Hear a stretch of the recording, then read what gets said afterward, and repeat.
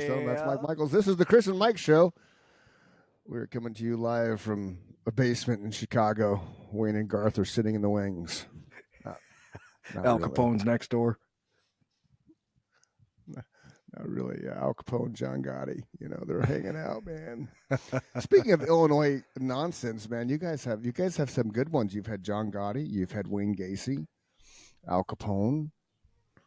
What other kind of chaos that has occurred in Chicago?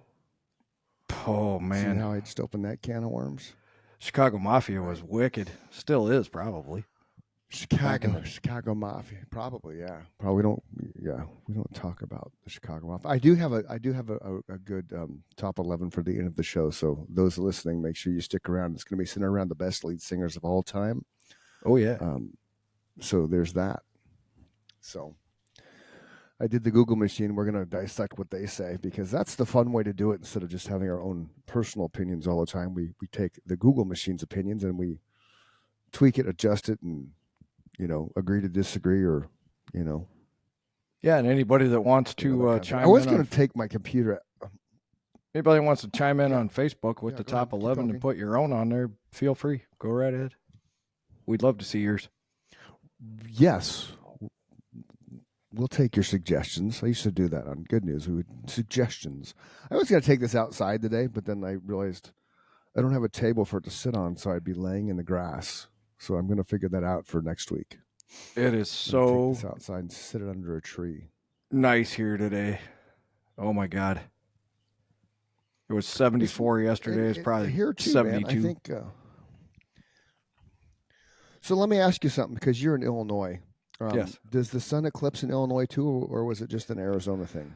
So you got the totality in Carbondale, which is literally just north of Kentucky. So yeah, we had a little strip right at the bottom of southern Illinois where the moon completely blocked out the sun, where you could take your glasses off and you could look at the corona, Right on. Here we got about 93%. Cool. And you wouldn't think that 7% makes a difference. It does. It makes a huge difference. There was no time where we could actually take our glasses off, but it was super cool to look at. More so than I thought. It was cool. It was cool for sure. Yeah, we had the little glasses. Skylar kept little man home from school, so he kept wanting to see the moon. He couldn't wrap his head around the concept that the moon was blocking the sun. So he kept wanting to see the moon. I'm like, dude, the moon's blocking the sun. And so then I showed him some pictures and videos later, because we hung out and played a little practice t-ball, which was comical. Had burgers for dinner and shit. He couldn't grasp the concept that the moon was blocking the sun. So, and he likes the sun. He likes foreign concept for all of us. Yeah, I don't know if it really happened or not. I was kind of thinking maybe it you remember that show, The Truman Show? I think that's what we live in, and I think there's puppets that control our atmosphere. They just pretend. I think they had to block the sun to kind of move some satellites around so we couldn't see it, and then unblock it.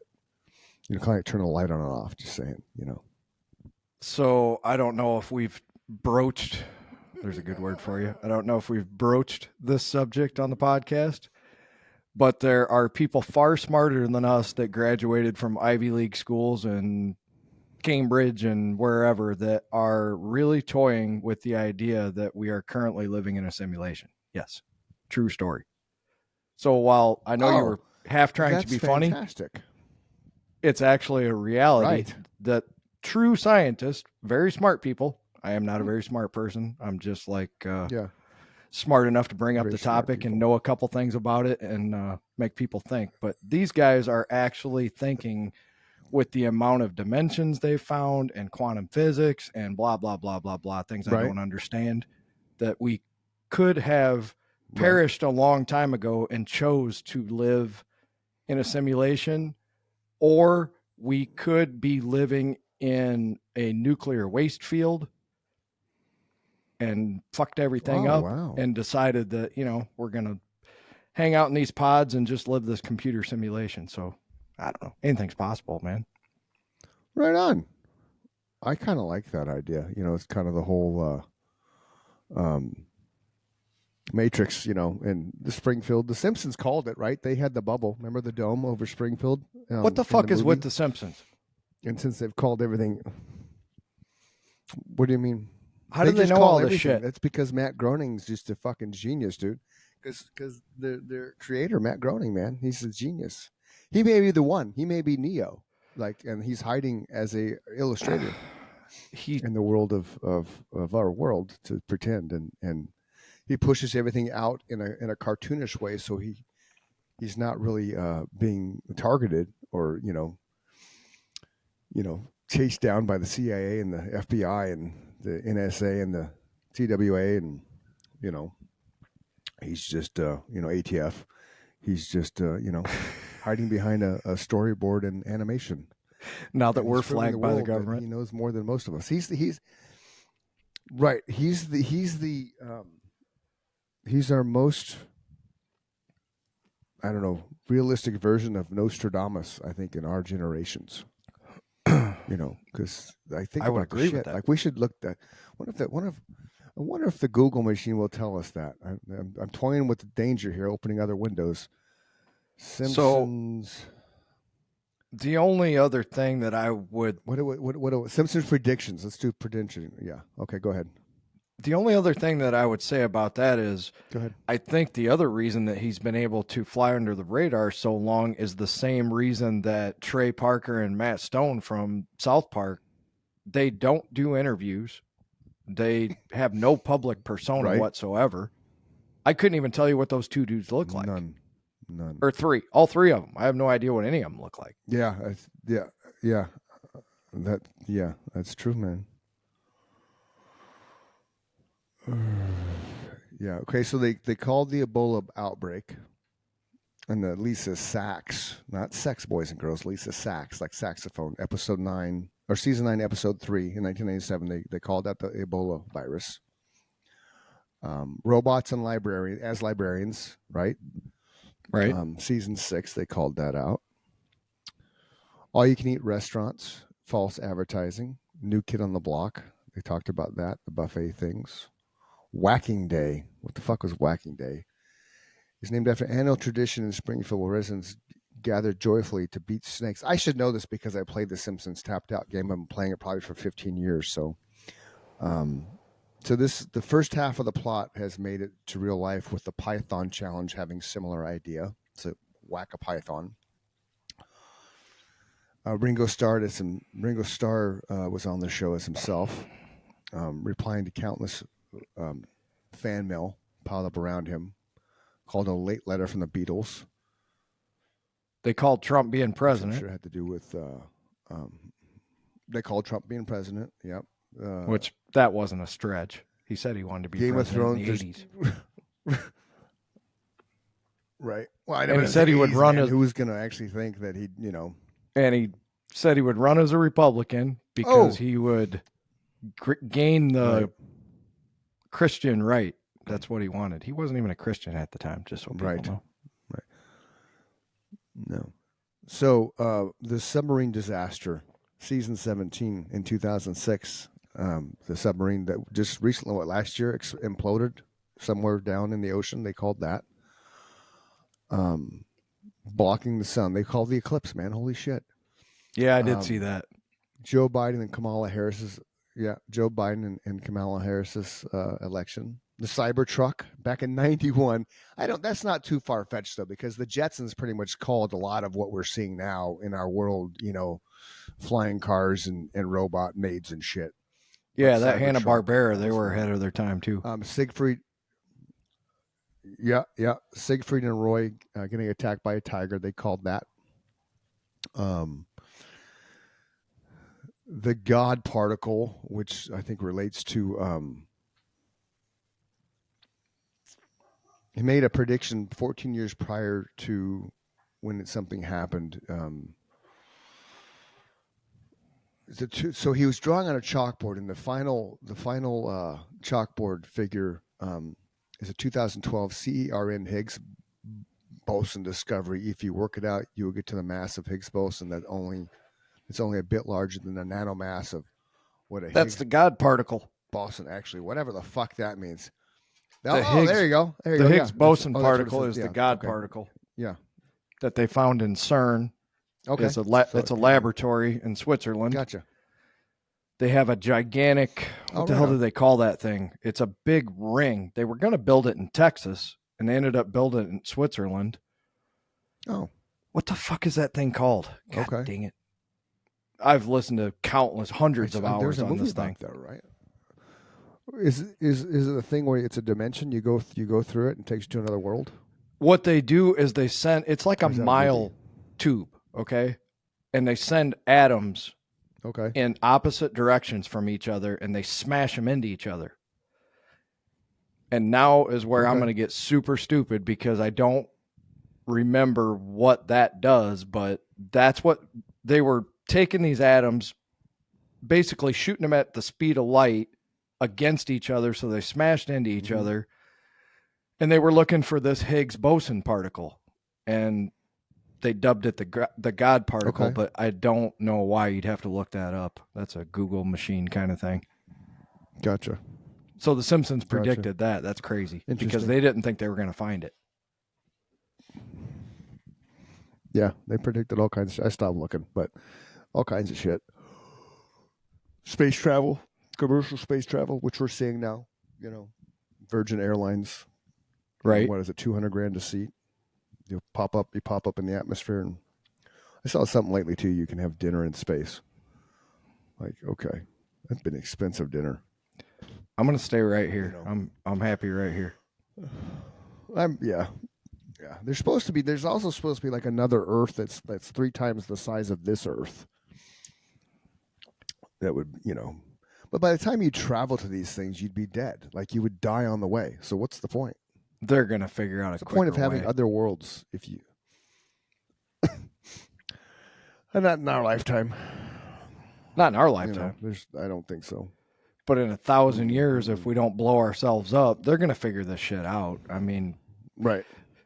the Like universe Star is the Trek. Beam me universe. up, Scotty. Yeah, physics is physics. I mean, scientists just keep propelling Mhm. all those disciplines forward. Physics, geometry, Right.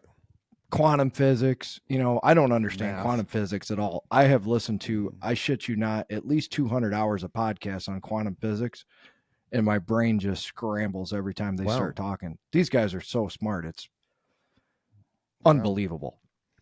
Dr. Michio Kaku, he's a good one to listen to. That's cool. Michio Kaku. Michio Kaku, he's obviously a Japanese That's a guy. clever name. Well, he's obviously Japanese. Oh, I mean, I didn't come on think now. that. Really? Gotcha. Yeah. I don't know. Michio Kaku. I would have thought maybe Indian Okaku. Oh, know. like, yeah. Nikki gets mad when I do my Indian impression, so I'm not. Oh, I do a good Indian thank you, impression come too. again. Oh. How can you not? Every time you call customer service, you get a representation of that dialect, right? It's oh my God, May- right? how may I And- help you? and I had this stupid thing that happened. Yeah, how may I help you? What can I do for you? My name is Malhik. I'm here to help you. What country are you in? I'm in America. It's a very, very good country.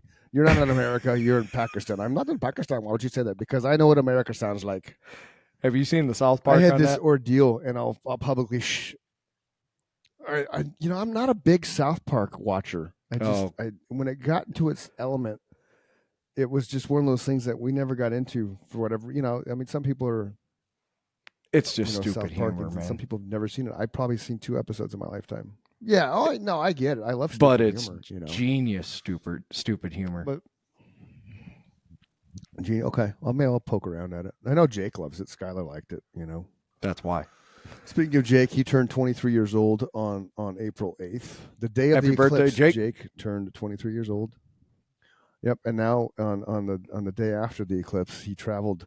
It was a trip. Nikki called it a 10-minute flight because he left Okinawa at 11:10 a.m. and arrived in San Francisco at 11:20 a.m. So when he actually touched down, it was like 12 o'clock. I was like, dude, why did your 10-minute flight change to 30?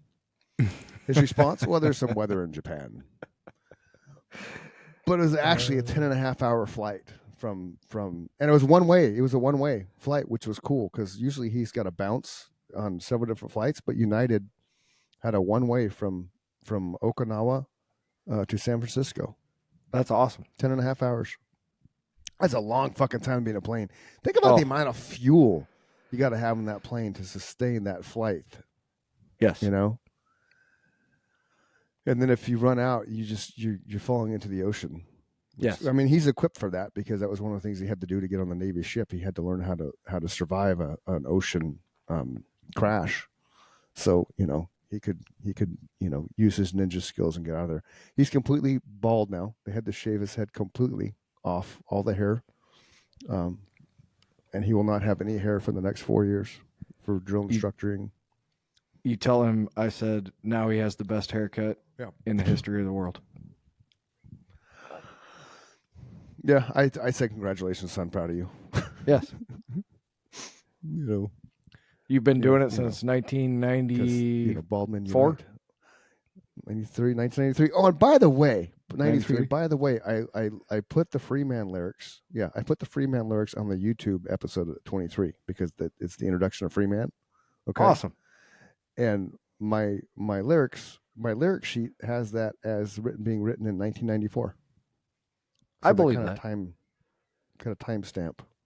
Yeah. My timeline was all. What was it? I was playing it. That's okay. I was playing it. What day was that? Some day this last few days. I was playing it in the kitchen area, and Skylar came over and she starts talking to while the song's playing. I'm like, you need to stop talking and listen to the music, man. And she's like, oh my God, is that you? I was like, yeah. I was like, you know, you were a tiny little baby, if that, back then. And so that's when Nikki and I debated. She's like, well, how old is it? I was like 30 years, but then it's not really 30 years. It is 30 years according to the timestamp. We wrote it 30 years ago, which means we were together in a band before Skylar was born, which I thought we were. Yeah. You know, I thought we were, but for some reason Nikki thought that I joined after Skylar was born, but I was like, I don't know. No, because she came out and showed right there that she wasn't. She was at the shows and she was partying with us. 96, and, she wasn't pregnant yet. Yeah. Yep. Obviously, she wouldn't have been drinking if she was pregnant, and she was not pregnant. So. No. Yeah. So there you go. It literally, that song was written 30 years ago. Probably around this time too, Marchish, April. You know, because it was springtime when we got together. I want to say. Yeah. So let me think. It was not that much longer after that we played our first gig. It was probably August, September. Yeah, because we were quick. We were quick to play a show. Rick joined in August. We all just kind of fit in the groove. Okay. And he learned all the songs. And it doesn't take long for a bass player to get up to speed. No offense. Yeah, because he's just. And I had messaged him the other day about. I misread his text. I thought I thought he said, "What do you want to do?" And I was like, "We'll take over the world." And he's like, "Well, didn't you already do that?" And I was like, "LOL." But what his text says, well, how do you want to do it? And I misread that, so I'll have to circle back around, and we just need to do a group text so we can all chat and determine the correct approach. Well, that's because the people that I let Freeman. That's one thing I wanted to talk to Tony about was I think I have a way for us to do this, but he might have an easier way, or he might not know anything about it because he's a very analog guy. I know he's working with a program called Reaper, or he was, so he's computer savvy because Reaper is it's a pro product, and obviously he's running a pro studio. We know who he was in the studio with, and we'll let him tell everybody because I don't know if that's public knowledge, but he was in the studio with a legend. Tell everybody who Tony is for those that have not heard who Tony is. So Tony Palmer was my assistant manager at Guitar Center, but previous to that, he was the front of house sound man for the Black Crowes when they were up and coming. And then after they were already, world renowned, he ran sound for the Allman Brothers, Ted Nugent at the Texas Jam in front of 78,000 people, and then took Ted on his first wild boar hunt. Nice. So I don't know how Nice. much Indian he has in him, but he's enough American Indian to qualify. So he knows a lot about that as well. I'd like to pick his brain on that subject, but he's got 50 years in the music business at Cool. the highest level with the highest caliber of players. And then he went on to be a studio guru. So he knows all about pro audio. He knows all Right on. about running a recording studio, not only at the level that we recorded at, but you know, I told you who he was in the studio with. This Right. guy's going in the Music Hall of Fame. So Yeah. Oh yeah. and according to Tony, couldn't be Yeah, a that's pretty nicer cool. guy if he tried. So just humble as the day is long, which Nice. is the way I always tried to be, you know. Oh, the guy he was in the studio with? Yeah. His Yeah. counterpart, not so much. I almost gave it away. Yeah. We'll just say his counterpart. No, that's true. That's true though. Unlike you, his counterpart had LSD. You know, not it. And for those of you who don't know, it's lead singer's disease. And that would be a guy I've heard for the that a people long time, dude. That's awesome. for the people who aren't in the know. Chris is 1,000,000% correct. Yeah. And LSD only applies to singers who don't play a fucking instrument and are annoying as shit because they're opinionated on everything that a musician does, which is fine to have an opinion. But these people are, Yep. you know, where Chris might say, hey, I need a couple more bars there because where'd the balloons come from? The fucking bunch of balloons just went up. I saw the balloon, dude. For Christ's sake, talk about interrupting my thought. Now I'm thinking about John Wayne Gacy. Where Chris would say, we need a couple more bars because I didn't. But, right. to get through this. That guy would say, everything you're playing right there, man, it's just total shit. It's total shit. I can't fucking sing over that. What do you want me to do?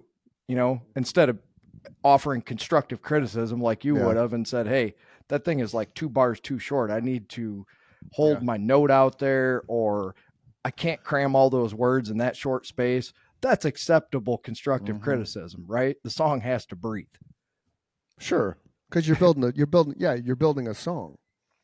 So you got to be able to have that. But I get what you're saying. Because we had in council, we had LGD, lead guitarist disease. You know, he just thought he was That's out there too. The next coming of Eddie Van Halen, and he wasn't, and he wasn't. So, but everybody else was cool as the other side of the pillow. So, you know, but, And that makes for lead such disease, a man. I horrible forgot about scenario. That was fun. It does. It does. It really, truly does, and it's indicative of why that person's never really sustained the same group of musicians around him for his entire life. Even his brother stopped playing with him. What does that tell you? That you're a fucking asshole. You know, and I'm, you know, get out of your own way and just fucking be there for the music, nothing else. You know? Yeah. You have to Nothing realize, but some people, and I'm lucky, some people dude, just can't. that I realized at a very young age that I was a vehicle, you know, because I didn't understand how I was able to do what I did, and I still don't understand it. Somebody asked me, you know, how do you come up with a song? I can't answer that. It channels through you, because I don't claim to be so arrogant that I'm that good, you know. I'm just blessed that I was a vehicle where music flows through my brain and into my fingers and out the amplifier. And it surprises me just like it does everybody else. That's the fun of it. You know, that's why I keep going back to it, because when I pick up a guitar and I write something new, it still fascinates me to this day that 40 years later, every day I can still come up with something new. You know, you're never going to master it. It won't let you. Oh, yeah. Nope. Same thing with lyrics. There was a time where when I first started writing, which was back in high school, and the English teacher, Mrs. Christensen, gave us an assignment to write a ballad. I'm like, what's a ballad? And she told me, so I wrote the ballad and turned it in and got an A. And then I literally did it in class, and I went up and gave it to her, and she's kind of had that like, what the fuck look on your face. What are you doing? I'm like, well, I just wrote this. You said to write a ballad, so here we go. And because that was completely outside of my wheelhouse as far as like who everybody knew who I was, like what? Because it was a really good poem. So by the end of the class, I had agreed to write probably 15 other ballads for fellow students, and so the next day they all had their ballads, and Mrs. Christensen, not being the idiot, realized the writer of them all, because the way I wrote, I wasn't a writer yet, right? I didn't even aspire to do that. It wasn't even on my radar to be a writer. Was that the moment you chose my personality throughout all these things to do that? That's when I decided, that I wanted to be a writer, because it's something that just came like that, and it was instantaneously gratifying, and I knew I was good at it because of the praise that she gave me, and then the peers in that class. Holy shit, you got an A done them? I'm like, yeah. Like, well, dude, write me one, So I like legit. I would say, well, tell me, and it was kind of interesting, because I would say, give me something to write about, and for whatever reason, just popped in my head. This girl loved pink Volkswagens, so I wrote a ballad, 12 lines basically, 4, 8, 12, 3 paragraphs, if you will, about pink Volkswagen bugs, and it just flowed, and it just, holy shit. So it's kind of like music. You just wake up, oh, there's a riff. Same with writing, with lyrics and stuff. You've seen my stuff. Oh yeah.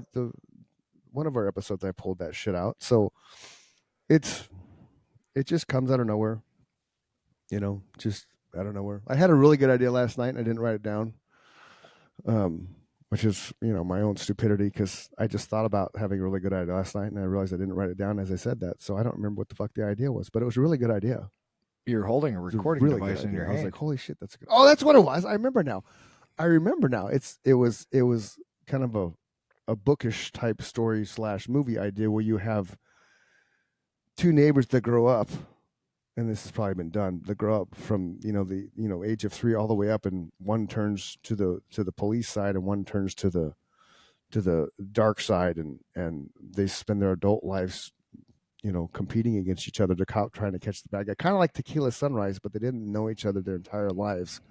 They just knew each other in high school. Now that I say that, it's probably not a unique idea for anything. It's probably been done. Not the way we would do it. In my head last night was kind of cool. Like, oh, that'd be right. Well, true. Because see, I just pictured entirely different music. So that was, and conceptually that could be a cool. You what? I just pictured entirely different music than you.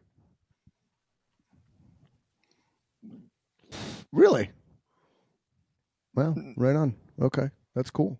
Mood wise, you would like it, but I pictured like a light and shade kind of thing, like a Led Zeppelin, where they start off on one subject in a acoustic manner, and then like going to California.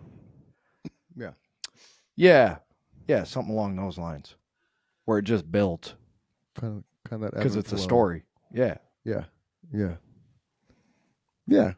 I love shit like that. Yeah. Music's a story. Writing's, I do too. Kind of like Intervention Divine did, but not to that extreme. Right. I'll never go to that extreme again. Heavy. I think it ended heavy. I think it ended heavier than it started. Intervention Divine. Intervention Divine ended backwards from the way it started, with the same mood. So it started off real slow. You're right, and it built. That was my Stairway to Heaven. And I in no way, shape, or form am trying to say that I wrote Stairway to Heaven, so relax, people. But this was my Stairway to Heaven. Right. So the idea behind Stairway to Heaven was Jimmy Page was so tired of being told what to do in the studio, and you had to be on the beat. They pulled out a fucking metronome. This was the 1960s, where recording was run by record companies, and you did what they told you to do when you were a hired gun as a session player, and he was just tired of that. So I watched a whole 15-minute YouTube video of him explaining exactly why he wrote Stairway to Heaven. He wanted to start out slow and keep increasing in speed until it reached a crescendo. And that's it, right? So the song just never stops getting faster till the end. And that's it. Then it's over. We did the same thing with Intervention Divine. We just progressively kept building it to a peak. And when we hit that peak at the end of the song, we backed it down the same way that we started it, right back to the beginning. If that makes any sense. Right on. So the beginning was the beginning, right? The end was the beginning backwards. Yeah. If that makes more sense. Yeah. Yeah. I think Scott came up with that idea. I remember back then talking. Yeah. I remember a lot of times saying I wanted that roller coaster ride where you take people up to the cliff and then right on the edge. That's exactly what you said. Back down. Yes. So yeah. So I could see that being that. And that wouldn't surprise me. Scott had the idea because that song is so heavily driven by the drums. Yeah, that's one I wish we had a good recording of. Yeah, I do too. That would be a good song to listen to. How we did it originally back then with the original cast. Because I can. Yeah. Once again, for the people who are not in the know, we're talking about shop talk and being in a band. Mm-hmm. Everybody has their role. So obviously Chris was writing lyrics. He was writing melodies. I was writing riffs. The drummer's role in a band is, if they're a good drummer, they're your arranger. So you can think of them as a painter. You tell them, I want 17 colors on this painting. And the drummer tells you exactly how to put those 17 colors together. It's like, you need this, this, this, and this. That's the thing I miss about Scott is I can come up with riffs and ideas till the cows come home. It's tying them together that's the hard part, Transitions are where your drummers are. Yeah. That's what they do, They count for a living. And we're supposed to count for a living too, but when you got a really good drummer, you don't have to do that because you got audible cues that you know exactly where you are in a song at any given time, as long as you're willing to give your, Chris always likes to use the word vulnerable. As long as you're willing to be vulnerable to the guy who's driving the beat, you don't have to think about anything if he's a superstar. And Scott was a superstar, Yeah. Mm-hmm. Yeah. The way we wrote so much of our stuff truly was, with me, anything anyway, was audible because I've never read music in my life. So it was more so, we've talked about it before, where I could come in and give you a song, give you a lyric, because I'll write a song. I'll put verses, chorus, pre-chorus, bridge, everything, and I would just give it to Mike. And typically the next time we'd have practice, which usually was the next day, he'd have that song. He'd have music for that song, and he would be able to capture the mood without me really telling him what it was about by just giving him lyrics, and then he could read the lyrics and he would build riffs off that, and then it just kind of comes into the band, and then it starts being structured that way. Which most of the time you wouldn't even tell me what it was about. Any guitar player, no, and I've never had another guitar player that I could do that with, and it's still to this day because I've sent you stuff as of late, and you like, oh, that's a fucking angry song. Yes, it is. And you just, but it's, it's true. That's one of the unique things about us, that it just, nobody ever, and I've had 1, 2, 3, 5 guitar players in my lifetime, and you're the only one. You're the only one I still like and still talk to. Well, that's awesome, man. I'm honored. That wasn't, that wasn't an ass. I'll tell you the same thing I told, because the other ones that just nobody could do that. I'll tell you the same thing I told Tony, man. I'm honored to know you guys. I mean, I know the feeling's mutual, and that's what makes it so special. But with you, I shared the stage with you. I shared thousands and thousands of practices together. Good, bad, ugly, fun, not fun, and every emotion in between. When you've been that close to somebody, it's like it just doesn't end. You know, it's like a marriage. If it was a amicable separation, which Yeah. you know, ours was after a time. There's always a bitter period Yeah. when things end, but you're a good human being, Yeah. and everybody in that band was a good human being on one level or another, even at that time. Right. Yeah, oh yeah, yeah. And that's funny you say that because when Rick finally responded to me, William Richard Carr III, the bass player. How could you not like Rick?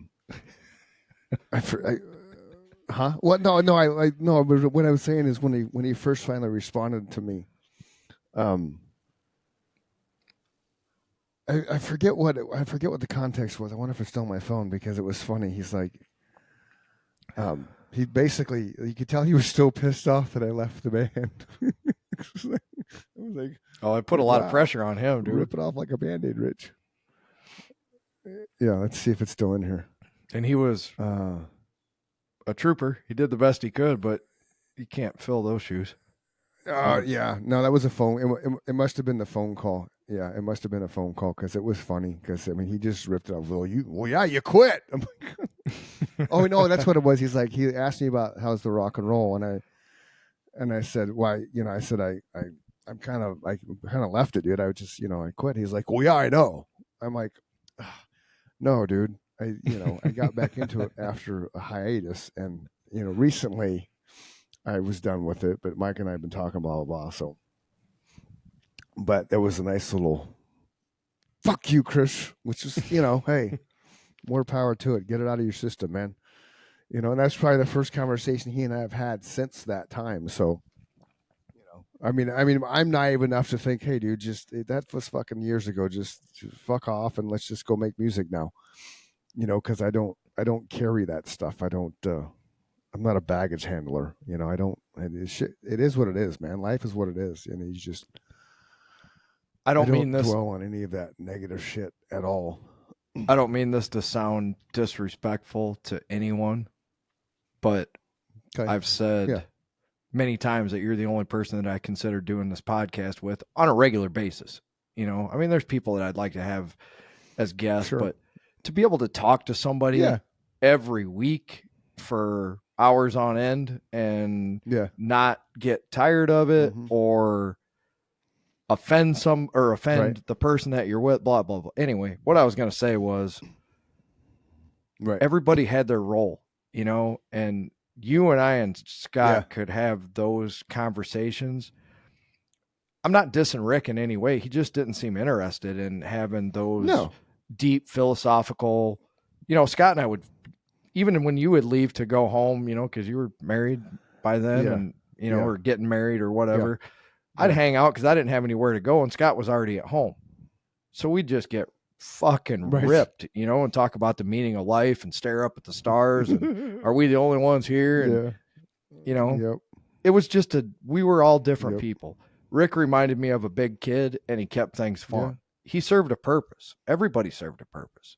Oh, when you and I when Scott would start, I could see that with Rick. That's a good analogy of him. I started thinking about this since, we all started talking again and, what purpose everybody served in the band. And I distinctly remember times where either me and you would be tense or you and Scott would be tense or me and Scott would be tense and Rick would just say something fucking silly and everybody would laugh and he'd be like, let's just jam, guys. Come on, man. Look, everybody just want to play. Come on. I just want to play my bass, Yeah. He was good for that. Now that you say that, I remember that. Yeah. Because the three of us had big egos. There's no question. I'm not going to sugarcoat it. There were times when things got tense. And but it's an ego. Yeah, but it's it's not an ego in a bad way, Like I knew and I still know I'm not the greatest singer that's ever graced the stage, but I'm very good at what I do and how I do it. Correct. 1,000,000% correct. So that kind of ego has to be there because you're stepping on a stage in front of people you've never seen before. And as you know, not everybody can do that. Your first lead singer could not fucking handle that shit. He stepped out on stage and holy shit, what am I doing here? Which had to just be a major fuck in his head for Let me put this in perspective for everybody. Looking back at it from an... Okay. Okay. You can't go out there Go ahead. and you can't go out on a stage and the lights come on and Chris couldn't be like, thank you guys for coming out. Like I'm talking to you right now. I'm trying to get better about that. You know, it's like I need more Yeah. emotion and inflection in my voice. I know I'm talking to you like I would normally talk to you. He can't go out there and go, thank you for coming out, ladies and gentlemen. We're Nemesis. We're going to rock your world tonight. And I hope that you like what we do. And this song that we're going to play for you now is called Free Man. Hit it, boys. Chris has got to go out there and be a different person, right? Like when you see the lead singer come out and you're like, why the Iron Dog? Why the fuck does he look like that? Why does he look like whatever? Because he's taken on a persona that's his stage presence, right? That's the fun of being you. I get to go out there, crank my Marshall up to 10 and feel the air hitting me in the back and holding me up while I'm jamming the rhythm of the song, you know? That's my high. Your high is to go out there and be whoever the fuck you want for that hour, 2 hours, half hour, however long we're playing. Yep. You get to be that guy. Yep. And you were that guy. That's every night. That's where the Iron Dog came up. See the tat? Yeah, that was the Iron Dog. That's how that came to light. Born in the year of the dog under the sign of metal. Whoa, the Iron Dog. That was the persona. That was, you know, no matter what, put on a show. Do it as best you can for as long as you can, and you know, that's, you know, it was fun. We should do it again sometime. I think we should. Yeah. Yeah. So we gotta poke. We'll group text Rick when we're done with this. It would be cool to get our shit together enough to actually like go record somewhere, you know, with. Yeah. It would be. Because I mean, in COVID, if COVID's taught musicians anything, you know, you can record stuff at all different parts of the world, and you know, even before COVID, like I've heard stories about how Guns N' Roses in their latter part before the big debacle, that they weren't even in the same room and in the same state in some of the recordings of their last few albums, just because they couldn't stand each other, you know. But they probably sent reels from, you know, whatever, from studio to studio. But you know, Van Halen was like that towards the end of the Sammy Hagar era.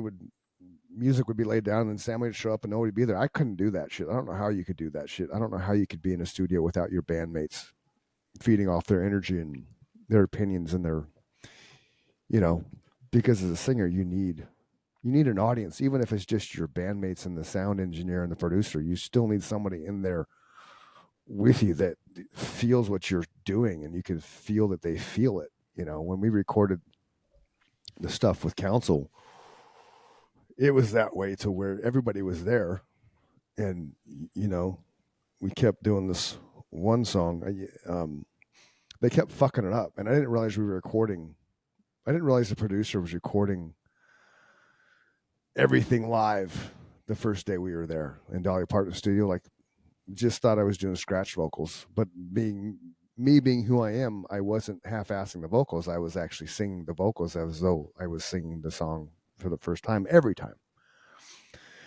And they kept fucking up this bridge part, and that's why when you play that song Empty Man, at the beginning of it says, stop fucking around and get it right, man, because they kept fucking it up. Right when I got to this point to where I'm holding out a scream and they're supposed to come out of it a certain way, and it, you know, but without, and then he kept all that shit. That whole day was 4 songs live recorded in 12 hours, and he kept it all. But without the band there's no way that shit would have pulled off for me singing it, because you got to have the vibe, you got to have the feelings and the, you know, the energy you pull off each other. It's huge when it comes to recording. So I don't know how some musicians do that shit, and it's just, you know, the guitarist playing and nobody else. Did you watch that video of / Brian Johnson? No, but the fucking song is outstanding, dude. So watch the Like video. that is a great song. Like I'm not. It's okay. Okay. Hold on one second. I'm totally not ahead. interrupting your train of thought, and this is not a squirrel moment. This totally applies to what you were just saying. No. If you watch the video, every one of them motherfuckers is in a room except Steven Tyler because he's playing a special microphone for his harmonica. But he's in a room where he can see all them other fuckers and jamming. They're all staring at each other while they're playing, and they're smiling and they're having a good time. And that's the reason that song sounds exactly the way you just described. That's my point, is to get that to sound like that. Gotcha. You have to be standing in the same room staring at the guy you're playing with. You do. Yeah, you do. And it helps too to play it 1,000 times before you go record it. That was the one thing that I will say that Council didn't do. We didn't play live at all until after the album was done. We never put those songs in front of a crowd.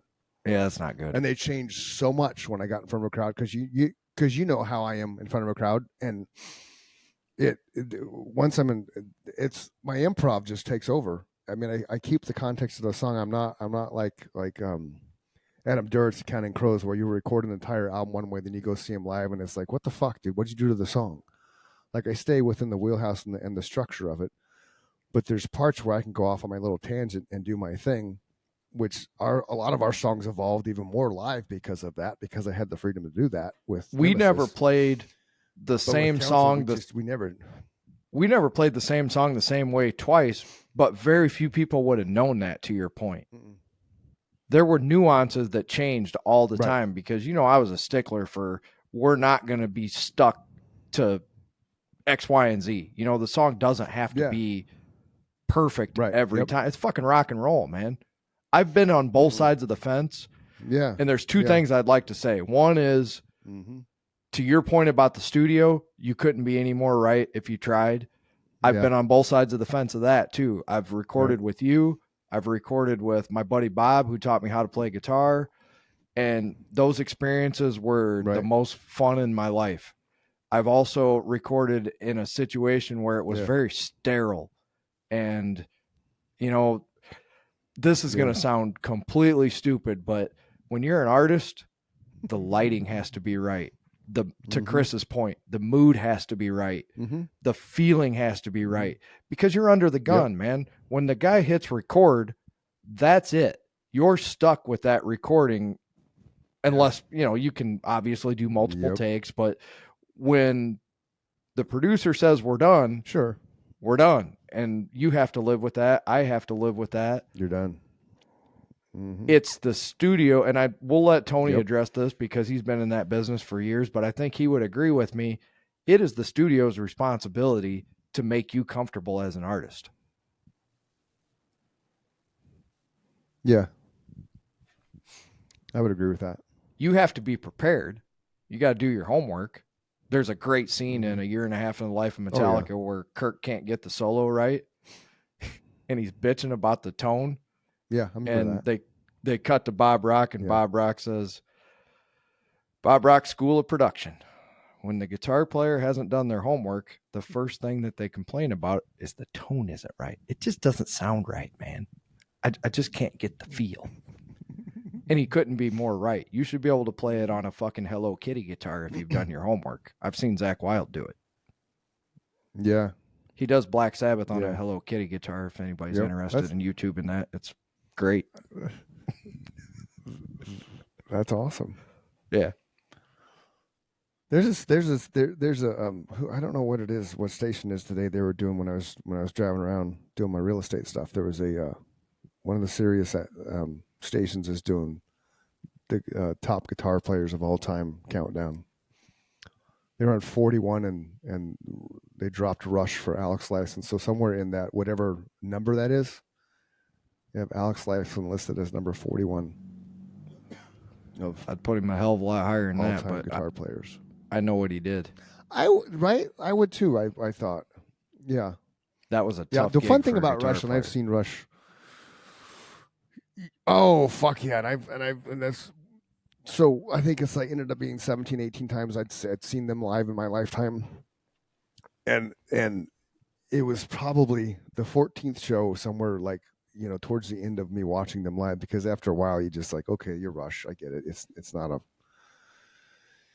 it's once they started touring by themselves, it just kind of became not as enjoyable, because I'd seen them so much. But one of the best shows I've ever saw was when they played. It was one of the shows at the Coliseum in Arizona, Madhouse on McDowell.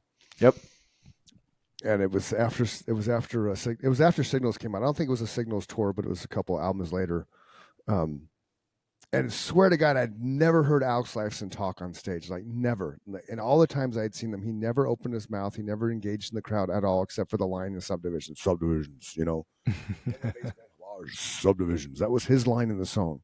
That's great. He never fucking engaged with the crowd at all. I'm like never. Like, just for whatever reason, this one show, he just fucking started rolling his mouth and talking with Geddy in between the songs and shit. He had the crowd rolling it, because I think everybody was the same thing. Like, holy shit, Alex is talking, and he's actually having a conversation with Geddy on stage, and we can all hear it. And dude he's like, just the personality, the humor, it was like, holy shit.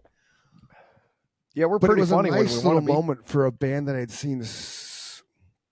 Right, and it just, remember, it's such a for a band that was just so amazing to see live, and they always were, to have that weird little cameo, that little quiet little guitar player who never fucking said a word aside from singing backup vocals, actually stepped up to the microphone and was engaging and funny and and just silly, really, is what it came down to. And I can't remember what he did. I just remember thinking, that's the coolest fucking thing for a kid watching a band who he's seen so many times, and finally, you always hear Geddy, you never hear Neil ever. And for Alex to kind of just engage and let everybody know, hey, I'm here, man, and I'm funny, and this is fun, and this is, that was cool. I enjoyed that. That was my little Rush moment, I don't think I ever talked on Rush stage. moment, but yeah, it was a good one. Nah, every now and then, I would poke at you, but no. I talked to you guys. I would introduce. I don't think I ever talked to the crowd. Yeah, when you did Cat Scratch Fever, there was a little bit, when you gave me my little break, I would poke at you and you'd make some sly comment and get the jamming, But it wasn't. It was nowhere near what I had to do. I forgot about that moment. That was terrifying. Which is fine. Yeah.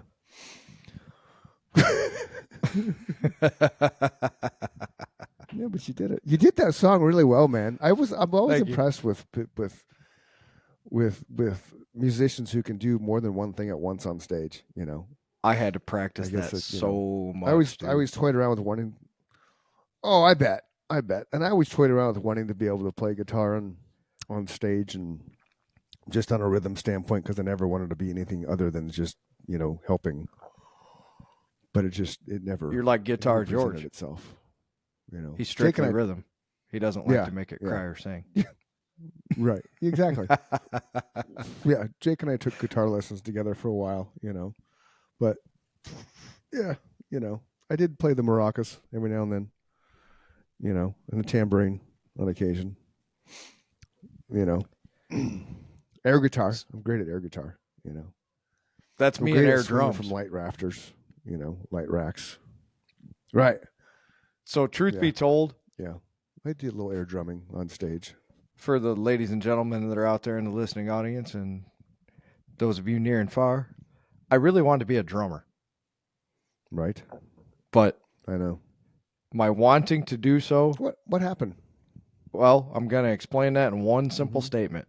My wanting to do so far outweighed my ability to do so. I cannot make all four of my limbs do something independently of each other. Scott tried to teach me how to play the drums, and I can keep a beat, right? But as soon as you go to do a roll, my fucking brain scrambles. It just you have to make each one of your limbs do something independently of each other. And I know people are fascinated that, you can play a guitar. So you got to make your left hand do one thing and your right hand is basically playing rhythm on a guitar, right? you're doing other things, Sure. but for the most part, you're keeping rhythm with Okay. your right and you're making chord shapes with your left. A drummer is Yeah. keeping the actual time. So the meter of the song is on the hi-hat or the ride cymbal, right? He's Mhm. 1 and 2 and 3 and 4 and 1 and 2 and 3 and 4. Now your 2s and 4s are Yep. your snare, your 1s and 3s are your right leg. And if you want to do crazy hi-hat shit like Scott did, where you open and close the hi-hat all the time to give it a swing, now your left foot has to do that. Yeah. But that doesn't always happen at the same time your right foot Yeah. does. Fuck that. Dude, blah, blah, blah, wow. it's like I short circuit. My brain just like starts smoking. So he wanted to learn how to play Wow. guitar. I never thought So of it that way. I taught him some chords on guitar, and the next thing I know, he's like teaching me songs, you know? He's like, hey, I wrote this little thing here, Really? and I'd make it better, you know? So I had the ability to make it That's better, but awesome. he would, That's like, awesome. God dang, man, you're coming up with ideas, and all I know is one beat. He's like, that's your problem.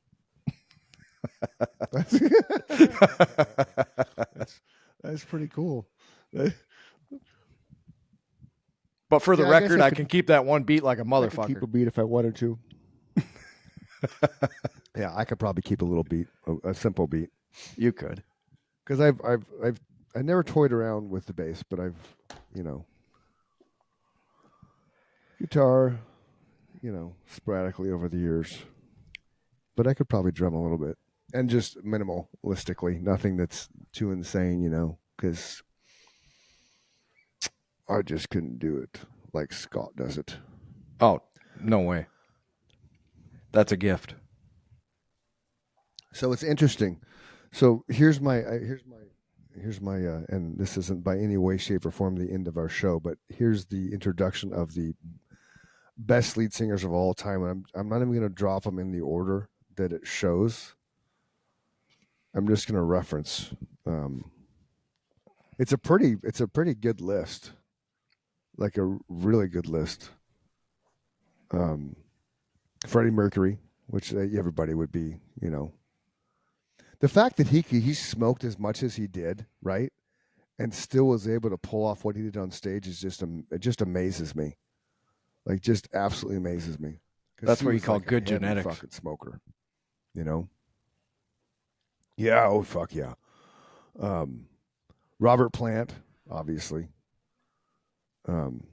Steve Perry. This is the first time I've seen Steve Perry, and Steve Perry's fucking vocals are just insane. I don't think he gets enough credit in the world of rock and roll because they were such a candy ass pop rock band back then. Arena rock. You're not gonna stand the test of time type thing. And by the way, he just turned like 75 years old too, which is just crazy. Those were great songs. We're gonna though. start losing a lot of these Right, dude. Right. I mean, him and Jonathan Cain, fucking, like their thing came out. What I saw was an article about "Don't Stop Believing," how it's the number one downloaded song in the history of all downloaded songs, like over 1 billion plus downloads or something insane like that. And it was an article with Steve Perry, and then of course people underneath it were chiming. Well, it wasn't just Steve; it was Jonathan Cain. Well, yeah, Jonathan Cain wrote the fucking song, but it's not a song unless Steve Perry sings it the way it was sung. Nobody else sings that song the way it is sung if it's not Steve Perry as the vocalist. I don't care who it is.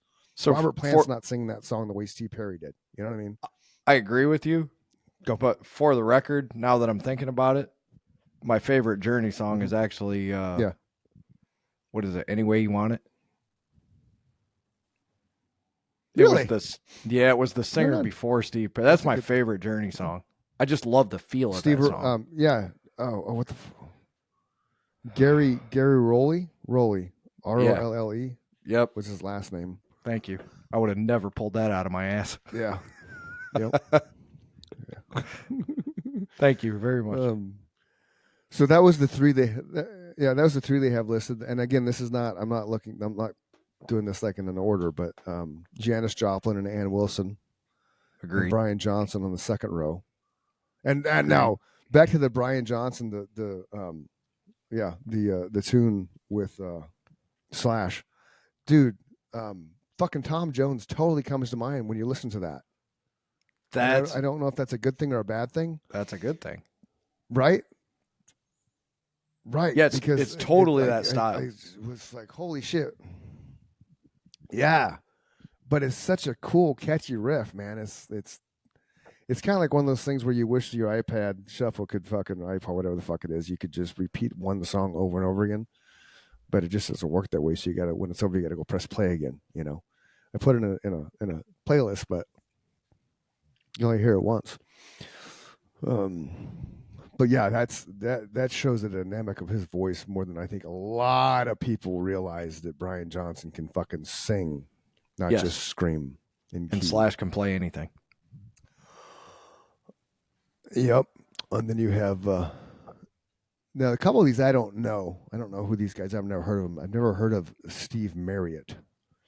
Marriott. He was the singer, English guitarist, singer, and songwriter. He co-founded and played in Faces and Humble Pie. Oh, okay. Yes. Small Faces and Humble Pie over Rod 2 Stewart. decades. Yeah, he was into the posthumously inducted. He's not on this list yet, but I haven't scrolled down. He was in Faces though, with right? Yeah. Or yeah.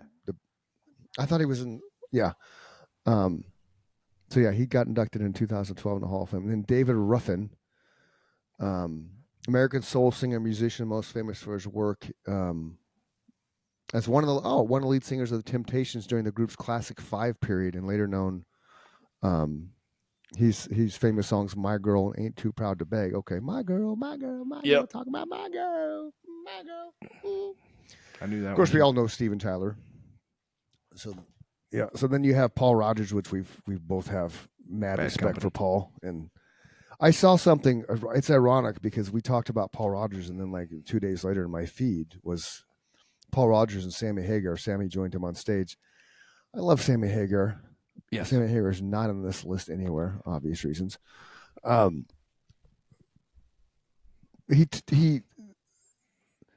Sammy Hagar to me has changed dramatically since his Van Halen days, and then since the passing of who's considered one of the greatest guitar players of all time.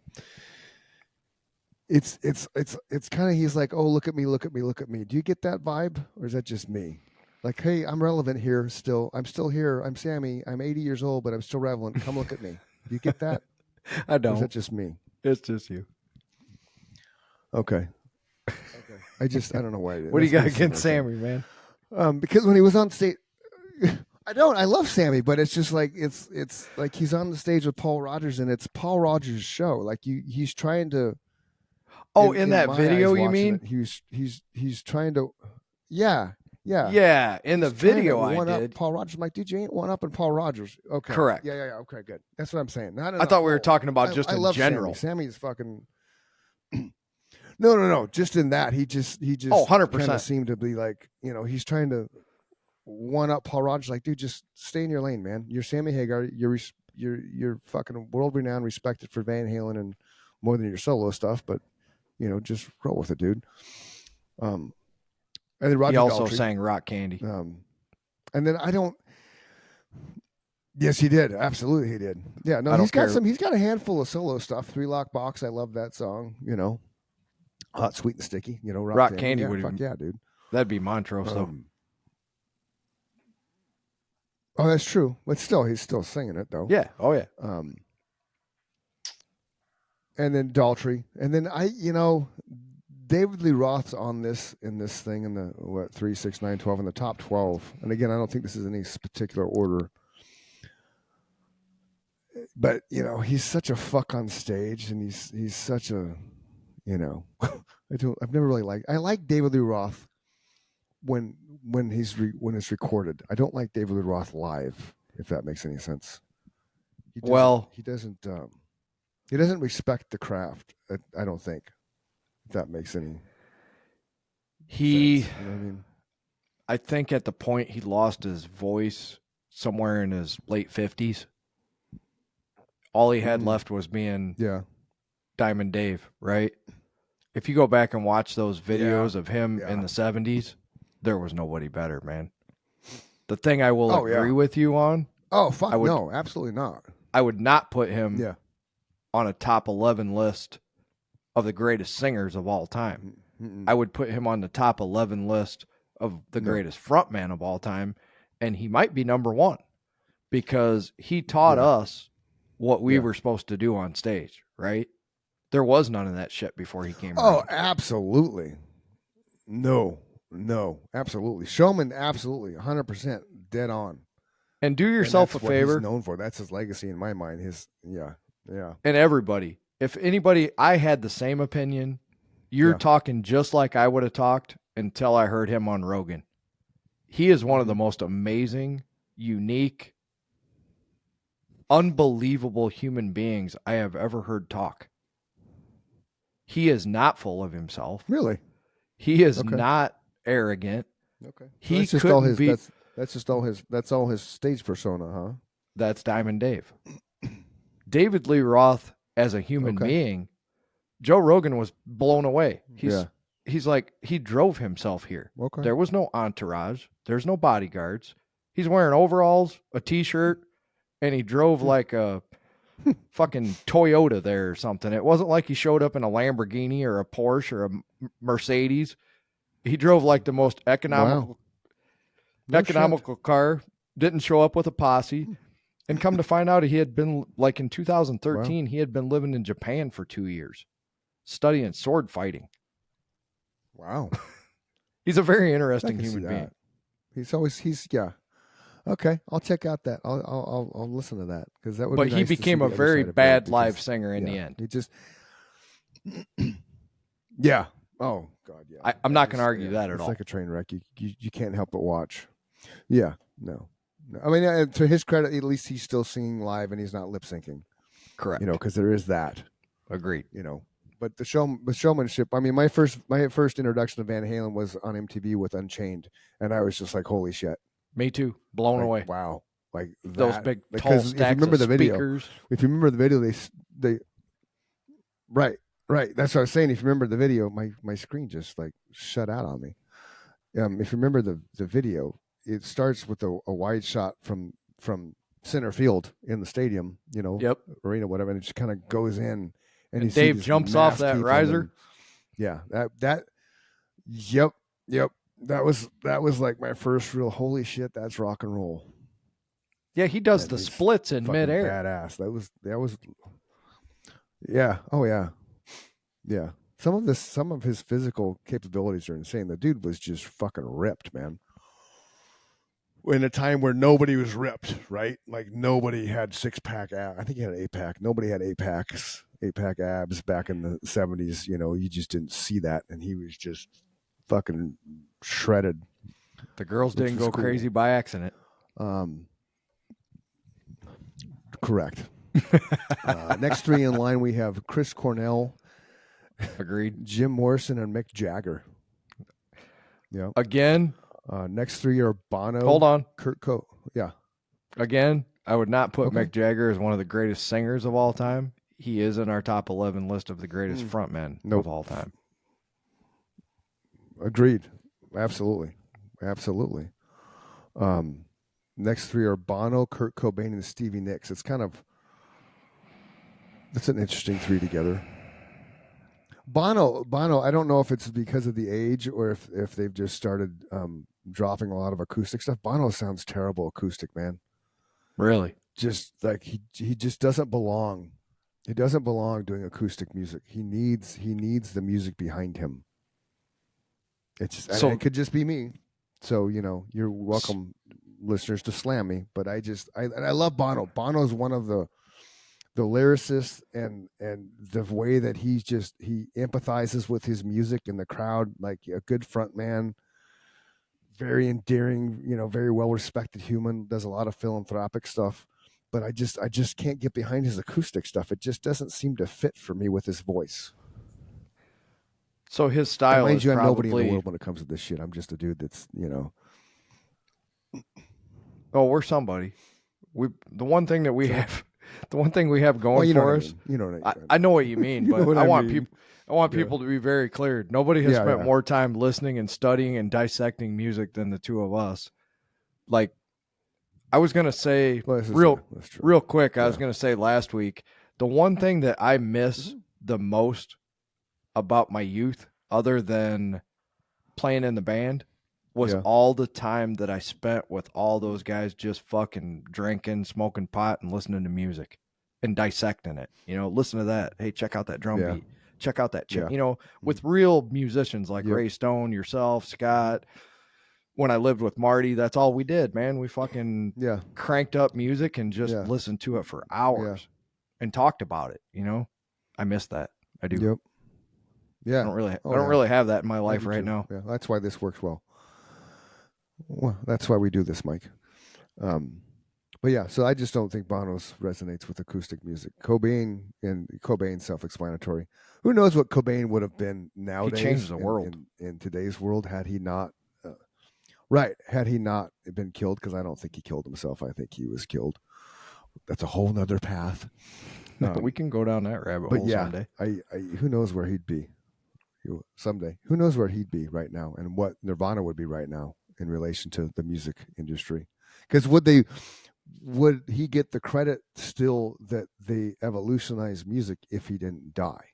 Because part of his legacy is the death, right? And because then you don't know the music died for him that day. What else can you do? It's like Alex Van Halen finally came out saying that he's toying with releasing some of his brother's stuff, which Wolfgang's always said it's Alex was the one that drove the band, which you and I talked about that before. It was kind of surprising that Alex was the one behind all that, but it makes sense because it's a drummer, man. Eddie was Eddie and Michael. Right. So I'm interested to see what they come up with, because according to Wolfgang, you walk into Eddie's studio and there was nothing labeled. There was just tapes and reels and correct digital shit. Just it's like a hoarder's paradise. That would be me. So it'll be interesting to see what they pull out of that. I don't think, right? And I don't think they should personally. I think they should they should just let it alone. I don't think releasing stuff after someone's passed. I mean, it's cool for the fans, but you don't have the artist that recorded it to tweak it how he or she may seem fit to tweak it before it's released to the general public. So I think that takes away, because you're right. To give you my 2 cents on Go ahead. this, I'm nobody, but there's a Right. book inside my safe that tells everybody the password to my computer, and you're free to do with whatever you want Right. with that music. If God forbid my untimely passing came, I'm sure Eddie talked to somebody about what he wanted Gotcha. done with that, specifically Alex. Right. So I'm sure Alex is very well aware of Eddie's wishes. And the one thing that I will tell you about Eddie Van Halen that made him different than everyone else is I guarantee you that at least 70% of that music that's on those reels is finished. Yeah. And the reason I say that is because That's there's a YouTube video of him playing in the studio in like the late 80s, right after David Lee Roth left the band, and they were in that transition period. He's playing songs that were recorded 9 years later in the 1980s. So I heard riffs from Balance. I heard riffs from the For Unlawful Carnal Knowledge. Like Standing on Top of the World, I think he played the riff to that. So I'm sure there's... song. Yeah, I do too. I'm sure there's a lot of stuff that's in that vault that is at least 90% completed. It would just need to be mastered or mixed or whatever. Yeah, I hope so. I would hope so. Yeah. You're talking about the scratch tracks of one of the greatest rock guitar players that ever walked the earth. Arguably he might be the greatest because he once again changed music. Agreed. And I don't think it's ever changed since. It never went past what he took it to. No. Right? Yeah. We actually came, if you get to Kurt Cobain, we came all the way back to the beginning of rock and roll, right? We stripped it back down to nothing, which gave guys like you and I a chance to be rock stars. Yeah. So the next row is Axl Rose, Bruce Dickinson, and Eddie Vedder. That's an interesting row of three. I don't put Vedder and Dix in that. Vedder's a good singer. I mean, he was one of my Bono, Vedder, and Morrison were the three guys that. Oh, he is good. They were the three that I I don't want to say emulate because I never emulated anybody. I was who I was, but those are the three that to me had substance and lyric and were showmen. All of them were showmen. And Vedder Eddie not so much sang. anymore because he's gotten old. And I just read something. He sang Oh, yeah. effortlessly, man. Eddie sings. Yeah, Eddie fucking sings. Oh yeah, he just. It sucks that Andrew Wood died in order for Eddie Vedder to become well known, because It does. right? Because Eddie was in California when Andrew Love died. I said Andrew Wood. I'm sorry, Andrew Love died No, it was Andrew Wood. from Mother Love Bone, and then the entire Mother. You're right. Oh, okay. What Andrew Love? Why am I saying Andrew Love? Because you're Okay, thinking Andrew Wood, Mother yeah, Love yeah. Bone. Oh, there you go. That's what it is. So yeah. So without him dying, Eddie doesn't. I don't think Pearl Jam exists, because Mother Love Bone would have kept going. They would have Absolutely. taken off. They were already there. Take off. You know what I mean? So that's one of those things. Yeah, but they weren't there on the level that they were going to be. They were, you know what I mean? They were knocking on the door to explode. That's what I'm saying. They hadn't yet exploded. They did in Seattle, but yeah. So I think would Vedder be even in a conversation had Andrew not died? I don't know. Never know, because you don't know what he would have done. He was working at a gas station in California. Next three they have listed, which is kind of crazy, is Rob Halford, which fucking A, John Lennon. Yeah. And then it just has, and I think this is an homage to Bad Company, or to Paul Rogers, because the next one on here is Free and Bad Company, which is kind of bizarre, because It's just telling you Paul Rogers is Paul a Rogers badass. was a Free and Bad Company, but they have because he's there 3 times in this list.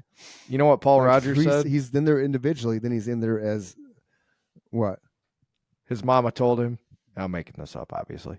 His mama told him only 1 in a million get to be a rock star, and he said, "You know what, Mama? I'm gonna have not 1 legendary band, but I'm gonna have 2 legendary bands. Then I'm gonna be a legend in my own right as a solo artist. Right. Watch me go. Hold my beer." Yep. Yeah, There. that's Paul Rogers. There. Oh, and he was in Yep. the Firm The with Jimmy Page. and 4 legendary. oh, bands. that's right. Oh, fuck! I forgot about the Firm. Radioactive. Yes, the super group, the Firm, the super group. That was there's yeah. That was a good band, dude. Oh yeah. Right on. I totally forgot about the Firm, dude. Paul Rogers is the man. Wow. Crazy. Yeah. And a nice guy to boot, I hear. That is crazy, dude. Look at that. He's fucking on there 3 times. Yeah, I've heard that too. So of this list, and you can't see it because only I can see it because it's on my Google machine. So I think we would agree in no specific order: Freddie Mercury, Robert Plant, Steve Perry,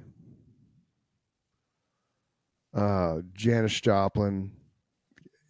I'm Ann Wilson for sure. Oh yeah. Roger Daltrey, Paul Rogers, Chris Cornell, Steven Tyler.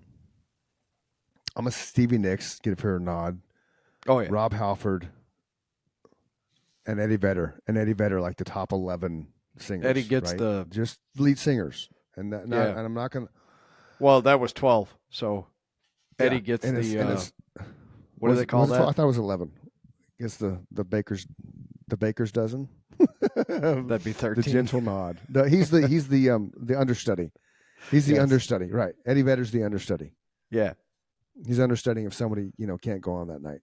Correct. So now the same list from a showman, from a frontman standpoint on this list, we both agree is David Lee Roth and Mick Jagger 1 and 2. I don't think you, and I'd even throw Steven Tyler in there in the top 3 of that. And you have to decide which one's number 1, and that's a never-ending discussion, because I mean they've all put their mark on rock and roll, and I think we'd be hard pressed to ask anybody if they, hey, do you know any of these singers, Steven Tyler, David Lee Roth, or Mick Jagger? I think you'd be shocked. I don't think anybody would say no.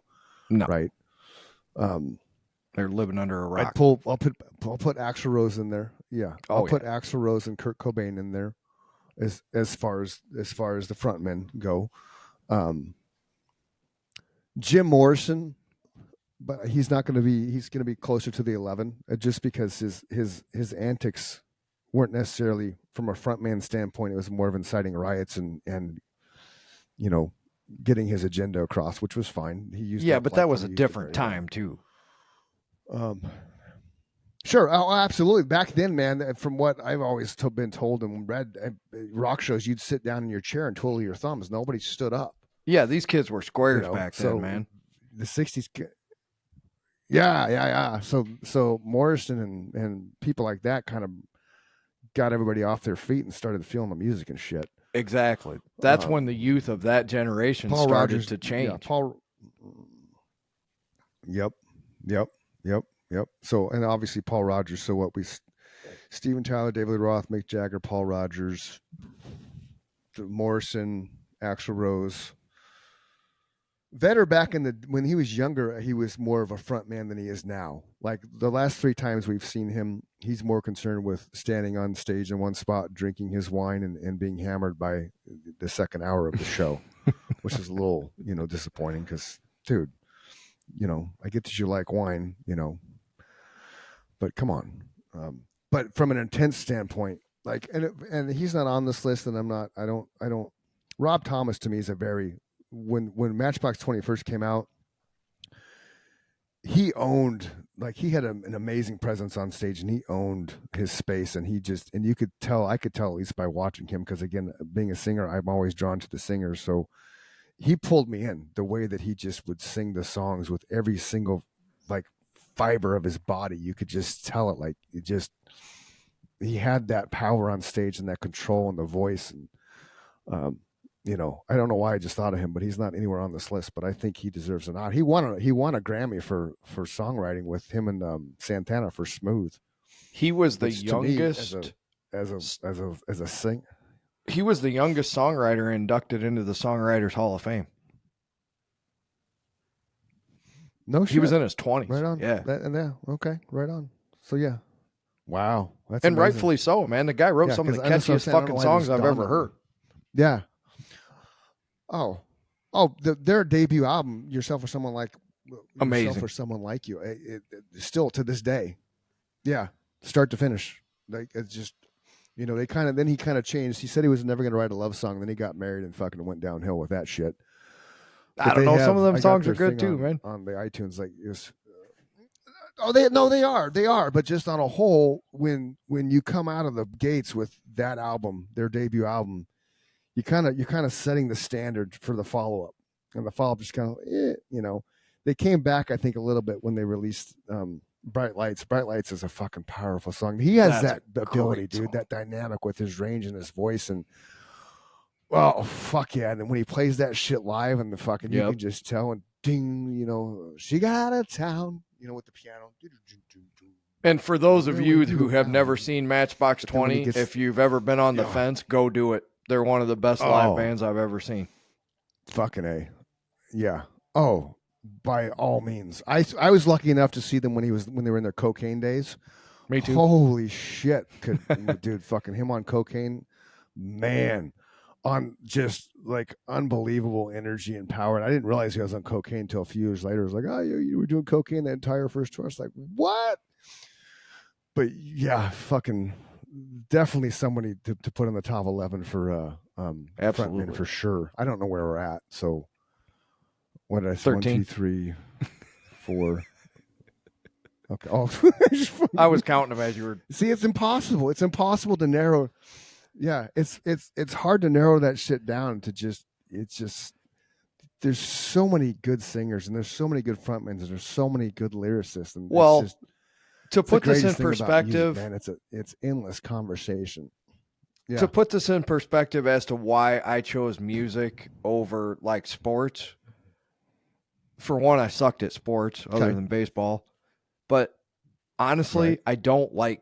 I mean, I enjoy sports to watch them, but in life, life is not a competition, man. Life is a journey.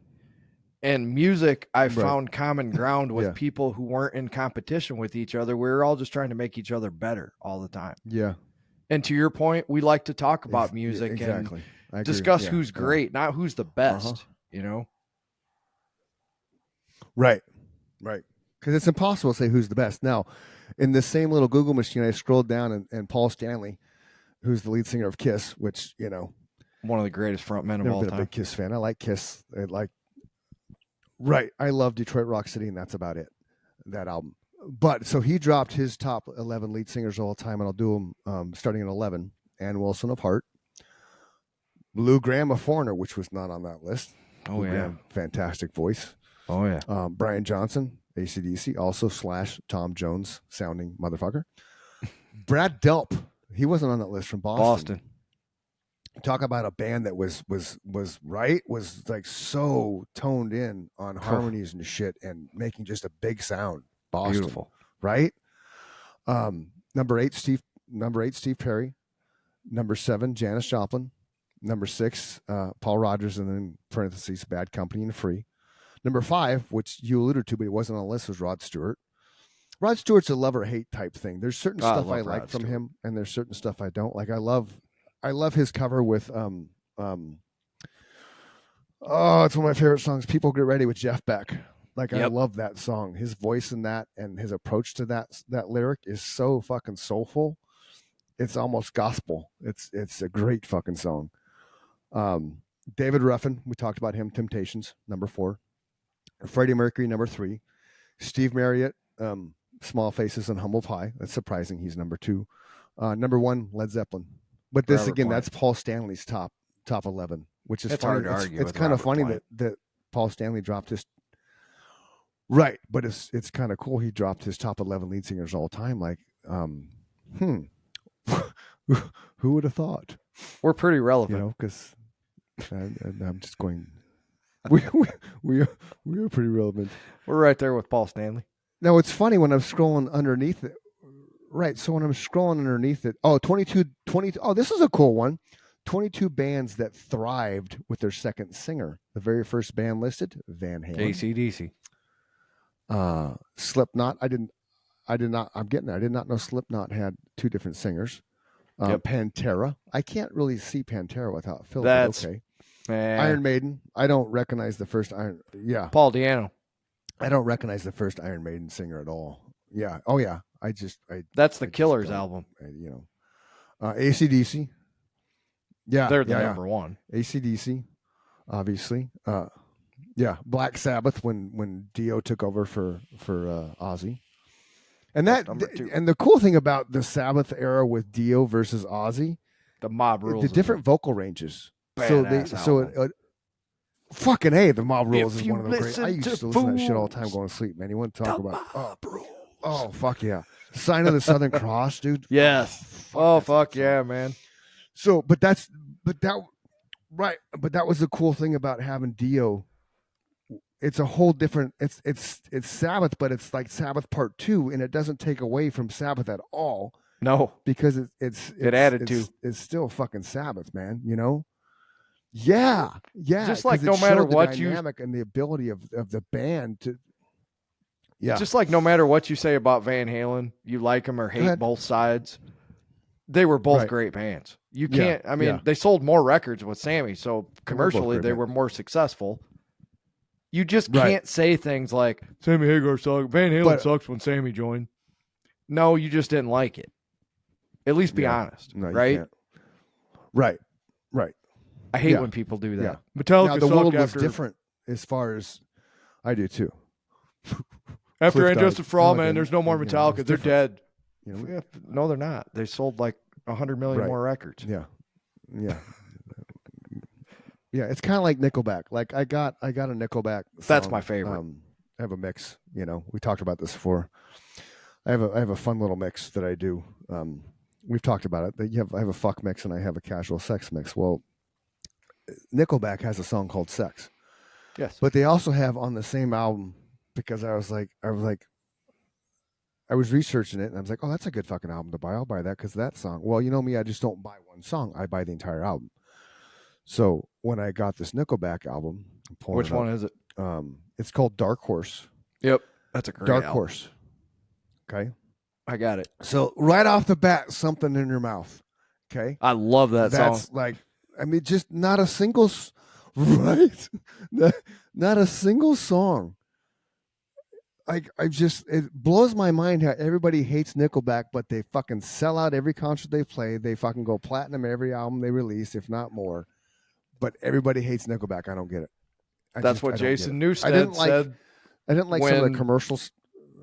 That's what Newsted said when everybody said Metallica sold out. His comment was, "Yes, we sold out. Yeah. Every fucking seat in the house, Yeah. every fucking every single night." show. Yep, I remember him saying that. Yep. Anthrax is another one with a second lead singer. Pink Floyd, but yeah, Pink Floyd was always Pink Floyd. I like Gilmour. Oh, Gilmour his voice. Gilmour has a different element than Barrett. Right, he's got it's a different element. Like Comfortably numb. Pink Floyd wouldn't be Pink Floyd without the original lineup of Pink Floyd, and you know what I mean. Like you just wouldn't. So when Gilmour took over, it took him to a whole new, more of a melodic and harmonious sounding. I want to say more of a headphone stereo trip. You know. Agreed. Genesis for sure. Oh, Genesis I love had Genesis. more success with Phil Collins than Peter Gabriel. I do too. Deep Purple, that's a band that has a lot of lead singers. Yep. 3 or 4 of them, right? Richie Blackmore, at least. He was a guitar Lord. player. Yeah, yeah. Oh shit! I didn't know Dream Theater had more than one singer. Dream I Theater did was not a either. fucking badass band, dude. Yeah, yeah. Dream Theater was one. Cannibal Corpse, no idea. Death really, metal. Faith No More had 2 singers, huh? I didn't know that either. Death metal. Sepultura, another death metal. Alice in Chains, you can't. I mean, that's a hard shoe to fill, man. You can't step in the lane. He does a good job. I like William Duvall. I've heard. No, I agree with you, but it's hard to step into those shoes, man. Because Lane Staley just is one of those voices that it's fucking Lane Staley, man. Right. You know. That's why I accept them for who they are. Jerry never heard of the Dillinger. Jerry didn't die. Right. Jerry Cantrell. Oh fuck yeah, dude. Yeah. No, and Jerry should be one of those we talk about in the the top 11 guitarists, because he created that sound, and I don't think Lane Staley's as good as Lane Staley was without Jerry Cantrell, because he's behind all of that. Dillinger Escape Plan, never fucking heard of them, so they're a good band. 3 Days Grace, heard of them. I'm surprised they had 2 singers. Okay, I'm gonna check them out because I've never heard of them. Dillinger Escape Plan. 3 Days Grace is a good band. A couple of these I've never heard of. Under Oath. Arch Enemy, where it has this rocker chick in the middle of the band. Exodus, I knew that. Wasn't Exodus where Hammett played? Wasn't he the guitar player for Exodus? Before Metallica? Yep. Am I thinking something? Okay. Keep the people entertained for 1 second. I got to Halloween. I've heard of Halloween, but never really. Okay, that's cool. Escape the Fate is another band that I never heard of them.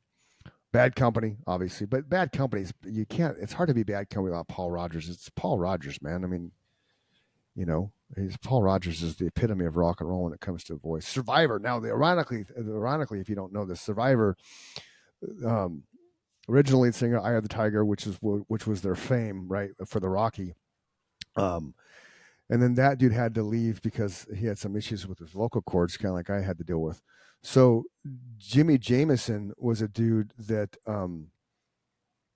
they brought in off this show that Ed McMahon used to have, which was I'm totally dating myself, Tonight Show with Johnny Carson. Ed McMahon was his announcer, dude. They had a show called Star Search, and Jimmy Jamison. Where's Jimmy Jamison? He won Star Search as a male vocalist. So he ended up being the Survivor's lead singer from 1984 to 1988, and then on in the 2000s. He passed away though of a heart attack. But so that's that. And Rainbow, another band where so many different fucking people were in the band Rainbow, which is just crazy. But yeah, so that's that right there. That's all on Loudwire too. If you want to find this list that I'm reading, boys and girls, go to loudwire.com and then just type in /Kiss-Paul-Stanley, and then his stuff will pop up. It's funny how he did the top 11 because Who does top 11? Really, you know? Anybody that doesn't want to be sued by Oh fuck! Rolling Stone has a 200 top. David Letterman. Yeah. Oh wow! This dude, holy shit! I didn't think about this, dude. This is the greatest lead singers of all time, as dubbed by Rolling Stone. I'm not going to go through all 200 of them, but this is Rolling Stone. Okay. Number 1, Aretha Franklin. Oh yeah. Number Hard 2 to is argue Whitney that. Houston. How can we not have a conversation? Whitney fucking Houston, man. Because Whitney you and fucking I are Houston. Let me tell you what, boys and girls. you and I are always talking rock and roll. That's I know, why. but the right. Well, right. But you take Star Spangled Banner, the best rendition ever played, and I'll fucking stand toe to toe and fist fight anybody over this debate. Whitney Houston, when the Giants played the Bills in Super Bowl 25, fucking live, she didn't lip sync it. She fucking nailed that thing out of the park so much so that is the standard of all national anthems. And anybody else that says otherwise, I will kick your ass, or at least I try agree with you. to. Number three, Sam Cooke, and the picture of Sam Cooke is him blowing out a fucking half photo of smoke as he lets out a note. So, you know, this is Rolling Stone. I'm going to do a top 11 Rolling Stone. Number 4 is Billie Holiday. Number 5 is Mariah Carey. Number 6 is Ray Charles. Ray Charles is a badass. Number 7 is Stevie Wonder, another badass. Number 8, Beyonce. I don't. That's fucking somebody had to give somebody some money for that one. I don't. Beyonce in the top 10. I don't think so. Otis Redding, absolutely number 9. Al Green, number 10, and number 11, Little Richard. And then number 12. We'll just keep going a little bit here. Number 12 is John Lennon. Well, let me ask you a question. See, that's the thing. Beyonce does not belong. Yeah. Do you have some Al Green Fire in away. your Getting Naughty playlist? Because if you don't, you're missing out.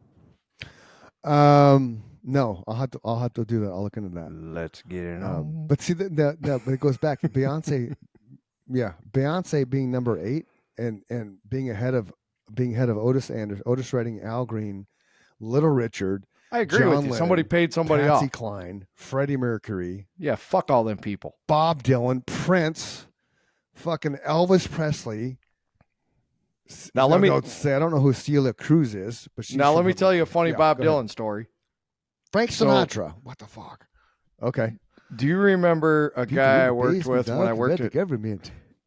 Do you remember a guy named Dane Nordine? He did a lot of our flyers and stuff when I worked at Color Masters for the band. Yeah. Yep. Him and I almost got in a knockdown, drag out argument about Bob Dylan because he Really? claimed that Bob Dylan was one of the greatest singers in American history. And I said, Bob Dylan is not one of the greatest singers in American history. Bob Dylan is one of the greatest songwriters in American No. history. Right. Yes. I like Yes. Bob Dylan. I Don't get me kinda like wrong. Willie Nelson. Willie Nelson's not a great singer. Yeah. But he's a great songwriter and he's an American icon. Yep. I'm not going to argue that Right. with you, but you are not Right. going to stand there and tell me that Bob Dylan is Nope. one of the greatest fucking singers in the history. He has one style and every song he sings in the same style. Yep. You either like it or you don't. Yep. I like And it. I can do Bob Dylan. You can do Bob Dylan? Yep. Oh yeah, dude. I can do Bob Dylan. I'm not gonna. I can't think of something to do right now, Bob Dylan, because I, like you, am going to go talk to the porcelain god. So I'm gonna turn it this way so you can all see the outdoors, and I'll be right back. That, ladies and gentlemen, is the great state of Arizona right out the window there. It's probably a balmy 84, 85 degrees, but it is beautiful here in central Illinois, finally. We froze our ass off for the last 3 months, so we're all enjoying 74 yesterday and 72 today. Let's see, I think it's 72. That's 64. It cooled off. Anyway, it's 85 in Phoenix. See, I lived there for almost 20 years. I got a good idea what the weather's like, and this is a beautiful time to go visit the great state of Arizona. If I could talk, April is a great time to go there. Mama Kay is currently out there visiting her sister, so hope she has a great time on her vacation. Well deserved. I think she's going to be gone for 2 weeks. So anyway, thank you for everyone that's tuning in. Make sure you share us Tell your friends about us. Follow us on Spotify, Apple Podcasts, wherever you listen. Make sure you hit that follow button. Check us out on YouTube. Chris has got a really cool YouTube channel going. He's got reels and all the episodes are there. So if YouTube is your thing, we got that up and running. Thank you to everybody that's been engaging on the Facebook. You know, none of this is any fun if everybody doesn't participate. Him and I could just talk on the phone like we did for the last 30 years. So we did this to share our insights into music and addiction and the things that we excel at life. So hopefully you guys are enjoying it. Make sure that you pass us along to your friends and somebody that might enjoy it, that likes to talk music, or somebody that's struggling with addiction, or, you know, if you know anybody that would like to be a guest on the podcast. We're rapidly approaching that time where we're going to start having guests. I'm waiting on an internet connection to be piped into this place that doesn't upload at 2.5 megabits per second or whatever I got here. Super slow. Once I get that in, we got all kinds of guests lined up. So if you like just Chris and I, hopefully you'll like our guests. And if we annoy the living shit out of you, there's more people than us coming that hopefully will entertain you. And all these people are going to come with their own skill set as far as different disciplines. So welcome back to our co-host. We were discussing the weather in the great state of Arizona and current upcoming guests after I get rid of the shitty-ass internet.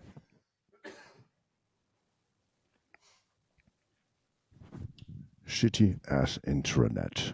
I can't wait, man. So, what were you talking about? You were reading off the top 200. Right, and then I took it off because you started being a robot, and I'm like, oh, I'm closing that window. Not that we haven't had a very successful discussion today. We're an hour and 42 minutes into it. Oh, it has been very. But once you started roboting, I'm like, yeah, but once you started roboting, I was like, oh, shit. So then I had a thought while I was relieving my bladder that, oh, next show I'll just have my iPad, because then I can fucking Google machine on the iPad and it won't affect the potential flow of this. So, which is, you know, funny you say that. With my new studio setup, Yes. I'm going to have something very similar. So I'm going to be able to use this MacBook Pro as my research and development tool, and I'm actually getting a camera. I'm getting 2 cameras so that when I have guests here, we'll be able to see both of us and you. Yeah. And when it's just you and I'll be able to actually use my computer like you're doing. Oh, right on. For those of you at home, I'm using my computer so you can see me. And those of you that listen anywhere other than Spotify, there's a video on Spotify. There is no video anywhere else. So I went and looked at Rogan since he's back everywhere now. Oh, you'll be happy to know that while you were gone, we discussed the YouTube page too. I said, Chris has a very nice YouTube page set up. If that's your chosen medium, I think that it's very well organized, and there's reels and all the episodes are there. Go have a good time.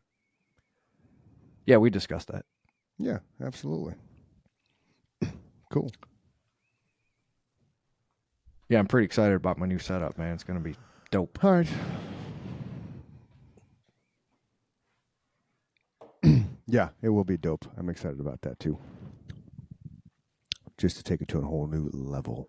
Oh, yeah. We're going to a whole new level. Whole new level. Shall we wrap her up? Cool. Right on. What do you want to talk about now?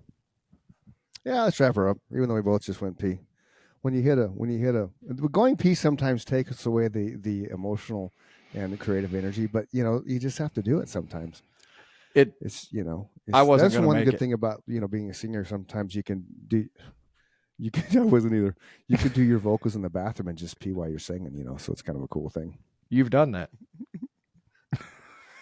Hey, so this was so we didn't tell anybody. This was episode number 24. So 2-4 is in the books. 2-4 is in the books. Are we on 24? This is the Chris and Mike show. And we're on 24. Yeah. Damn. We just did 23. 23 just dropped, right? Yeah, look at us go. Yeah. Yeah. Look at us go, man. That's what is that? Is that 6 months? Yeah, November, 24, right? December, January, February, March. Yeah, at the end of this month, it'll be 6 months. It's one a week. It's one a week. You're right. Wow, that's At crazy. the end of April, it'll be 6 Time months. flies when you love what time flies when you love. Yeah, time flies when you love what you're doing. This is a fucking blast, man. That's awesome. It is. I enjoy it. I'm glad that we fixed our glitch and it's just me restarting my computer before we go on because, I just never shut the Mac off. So there you go. Yeah. And next week I'm going to figure out how to get my ass outside under my tree. So that'll be fun.